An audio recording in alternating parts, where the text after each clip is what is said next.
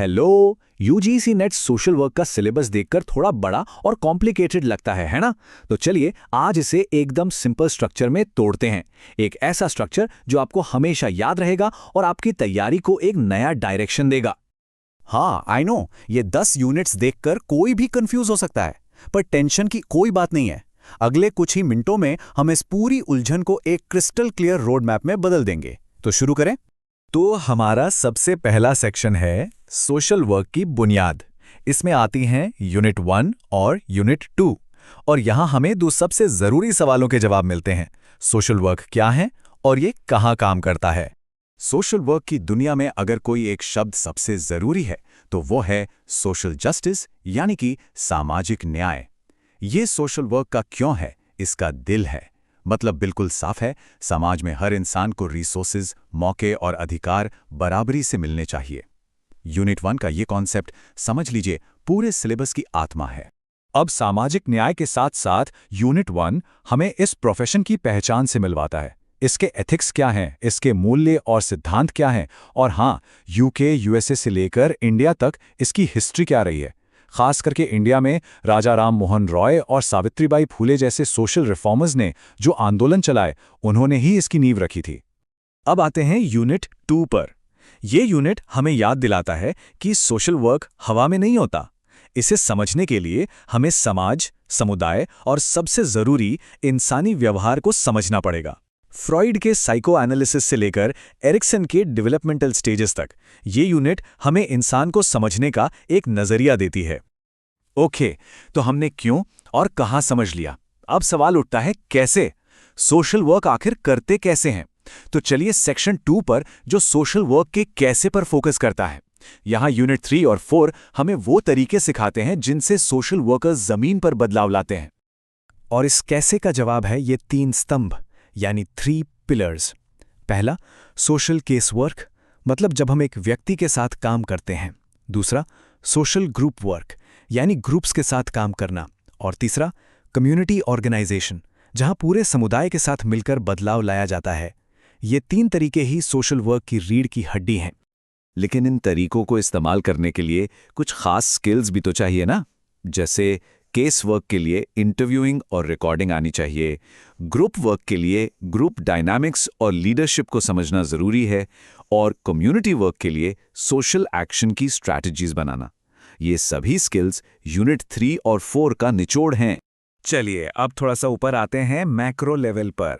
ये सेक्शन उन सिस्टम्स पे फोकस करता है जो सोशल वर्क को सपोर्ट करते हैं। इसमें यूनिट 5, 6 और 7 के इंपॉर्टेंट एरियाज शामिल हैं।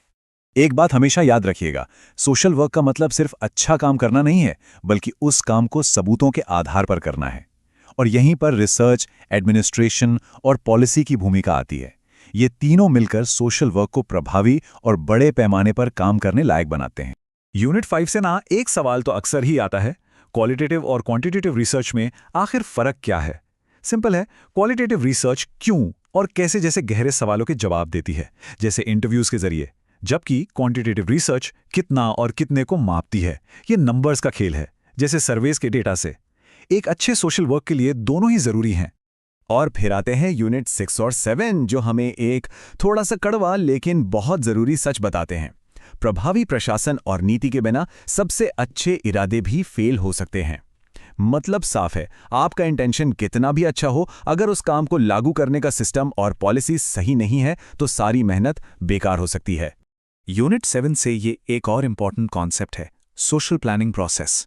ये एक बहुत लॉजिकल प्रोसेस है। देखिए, सबसे पहले समस्या को पहचानो, यानी नीड असेसमेंट। फिर उसके लिए एक प्लान या पॉलिसी बनाओ, यानी फॉर्मुलेशन। फिर उसको लागू करो, यानी इम्प्लीमेंटेशन। और आखिर में चेक करो कि काम हुआ या नहीं, यानी इवैल्यूएशन। सिंपल। ठीक है, तो अब हम आ गए हैं अपने आखिरी कंटेंट सेक्शन पर। यहाँ हम बात करेंगे कानूनी ढांचे की और असली ग्राउंड लेवल एक्शन की। इसमें आते हैं यूनिट 8, 9 और 10।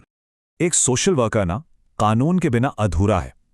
यूनिट 8 हमें इंडियन कॉन्स्टिट्यूशन की ताकत से मिलवाता है, हमारे फंडामेंटल राइट्स, हमारे डायरेक्टिव प्रिंसिपल्स और जरूरी सामाजिक कानून। सोच के देखिए, अगर आप बाल मजदूरी के खिलाफ काम कर रहे हैं और आपको जुवेनाइल जस्टिस एक्ट के बारे में ही नहीं पता, तो कैसे चलेगा। इसलिए यह यूनिट बहुत जरूरी है। तो इतना सब कुछ सीखने के बाद ये सारा नॉलेज, ये सारी स्किल्स आखिर इस्तेमाल कहाँ होती हैं? अब हम थ्योरी से निकलकर प्रैक्टिस की दुनिया में जा रहे हैं और उन अलग-अलग फील्ड्स को देखेंगे जहां सोशल वर्कर्स काम करते हैं, जैसा कि यूनिट 9 और 10 में बताया गया है। ये चार्ट देखिए, ये बताता है कि सोशल वर्क की जड़ें कितनी गहरी हैं। एक तरफ ये परिवार और बच्चों के कल्याण के लिए काम करता है, तो दूसरी तरफ हॉस्पिटल्स और इंडस्ट्रीज में भी इसकी ज़रूरत है। महिला कल्याण हो या बुजुर्गों की देखभाल, जहां भी इंसान और उसकी ज़रूरतें हैं, वहां सोशल वर्क मौजूद है। तो ये था पूरे सिलेबस का एक ब्रेकडाउन। लेकिन सिलेबस को जान लेना ही काफ़ी नहीं है। असली सवाल तो ये है कि इस नॉलेज को सक्सेस में कैसे बदलें। सबसे पहली और सबसे इम्पॉर्टेंट बात, इन 10 यूनिट्स को ना अलग अलग डिब्बों की तरह मत देखिए। ये सब मिलकर एक प्रोफेशनल सोशल वर्कर की पहचान बनाते हैं और इन सब का एक ही लक्ष्य है, सामाजिक न्याय की स्थापना और एक पॉजिटिव बदलाव लाना। इसलिए हमारी फाइनल सलाह यही है, यूनिट्स को अकेले मत पढ़िए, उन्हें आपस में जोड़िए। सोचिए कि कानून यानी यूनिट 8 कैसे केस वर्क यानी यूनिट 3 पर असर डालता है, या रिसर्च यूनिट 5 से निकला डेटा कैसे एक बेहतर पॉलिसी यानी यूनिट 7 बना सकता है। जब आप इस बड़ी पिक्चर को समझ जाएंगे, आप सिलेबस पर मास्टरी हासिल कर लेंगे। तो याद रखिएगा, ये सिर्फ एक एग्जाम का सिलेबस नहीं है, ये समाज को और बेहतर बनाने का एक ब्लूप्रिंट है। सवाल ये है, इस बदलाव का हिस्सा बनने के लिए क्या आप तैयार हैं?